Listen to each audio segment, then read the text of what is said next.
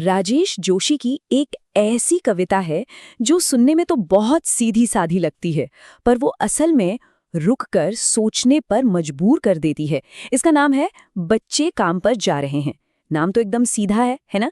लेकिन इसके अंदर जो सवाल छुपे हैं वो बहुत गहरे हैं और सच कहूं तो बेचैन कर देने वाले। तो कविता की शुरुआत कैसे होती है? सोचिए, एक ठंडी सुबह है, सड़क पूरी कोहरे से ढकी हुई है और उस धुंध के बीच से कुछ बच्चे निकलकर जा रहे हैं। कहाँ? काम पर। अब ये एक ऐसा सीन है जो हम में से कई लोगों ने शायद अपनी रोज की जिंदगी में देखा भी होगा, लेकिन कवि राजेश जोशी कहते हैं कि इसे बस देखो मत, इसे एक बिल्कुल अलग नजर से देखो, एक ऐसी नजर से जो शायद अंदर तक हिलाकर रख दे। और बस यहीं से कवि इस आम से दिखने वाले सीन को एक बहुत बड़े सवाल में बदल देते हैं। एक ऐसा सवाल जो सच में हमारे पूरे समाज की बुनियाद पर ही सवाल उठाता है। कवि कहते हैं कि बच्चे काम पर जा रहे हैं। ये कोई मामूली लाइन नहीं है। ये हमारे दौर की, हमारे समय की सबसे भयानक, सबसे खौफनाक लाइन है। अब सोचने वाली बात है ना कि इतनी सीधी सी बात में आखिर इतनी भयानकता है क्यों? तो भयानकता इस बात में है कि हम इसे बस एक फैक्ट की तरह, एक डिटेल की तरह लेते हैं। मतलब जैसे कोई मौसम का हाल बता रहा हो कि हाँ भाई आज तो धुंध है और बच्चे काम पर जा रहे हैं, बस बात खत्म। कवि के हिसाब से असली खौफ तो इसी बात में है, हमारी इस आदत में कि हम इसे नॉर्मल मान चुके हैं।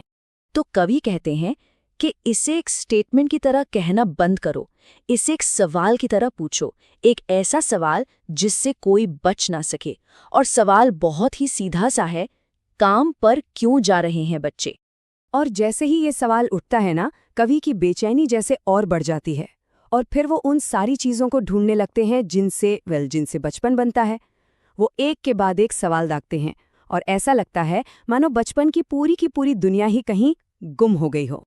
और ये तलाश शुरू होती है बड़े ही मासूम से सवाल से। क्या खेलने वाली सारी गेंदें अंतरिक्ष में गिर गई हैं, कहीं खो गई हैं? गेंदें नहीं है तो चलो किताबें होंगी। पर कवि का अगला सवाल आता है किताबों पर। क्या बच्चों की वो रंग बिरंगी किताबें, उन्हें दीमकों ने खा लिया है? वो किताबें जो उनके सपनों की दुनिया बनाती हैं। अच्छा, किताबें भी नहीं, खिलौने? उन खिलौनों का क्या हुआ? क्या कोई काला पहाड़ टूटकर गिर पड़ा और सारे के सारे खिलौने उसके नीचे दब गए?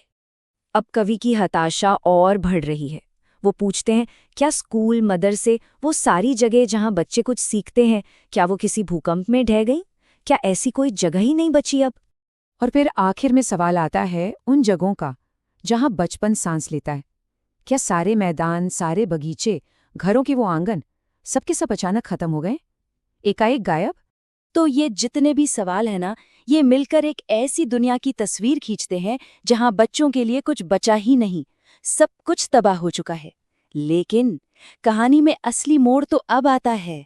कवि हमें एक ऐसी सच्चाई से मिलाते हैं जो इस तबाही की सोच से भी ज्यादा डरावनी है। कवि एक पल को सोचते हैं कि मान लो अगर सच में ऐसा होता, अगर गेंदें, किताबें, खिलौने, स्कूल, सब कुछ सच में खत्म हो गया होता, तो फिर इस दुनिया में बाकी ही क्या रहता? वाकई कितनी भयानक दुनिया होती वो। पर असली दिल दहला देने वाली बात अब सामने आती है। कवि कहते हैं कि उस सोची हुई तबाही से भी ज्यादा भयानक बात पता है क्या है? ये कि ऐसा कुछ भी नहीं हुआ। सारी की सारी चीजें हस्बे मामूल हैं, यानी जैसी थीं वैसी ही हैं। सब कुछ अपनी जगह पर मौजूद है। मतलब एकदम साफ है। गेंदें कहीं नहीं गिरी, किताबों को किसी दीमक ने नहीं खाया, खिलौने भी अपनी जगह पर हैं और स्कूल की इमारतें भी खड़ी हैं। बचपन के लिए कुछ भी चाहिए वो सब इस दुनिया में है। और शायद यही इस कविता का सबसे दुखद हिस्सा है कि दुनिया में सब कुछ मौजूद है, लेकिन फिर भी हजारों सड़कों से गुजरते हुए छोटे छोटे बच्चे काम पर जा रहे हैं। और ये एक ऐसी हकीकत है जिसके लिए कोई बहाना नहीं है, कोई भी नहीं। तो कविता खत्म होती है लेकिन हमें एक सवाल के साथ छोड़ जाती है। सोचिए, अगर एक ऐसी दुनिया जहां बच्चों के खेलने के लिए, पढ़ने के लिए सब कुछ है और फिर भी उन्हें काम पर जाना पड़ रहा है, तो फिर इस दुनिया में बचा ही क्या है? सच में बचा ही क्या है? और ये सवाल सिर्फ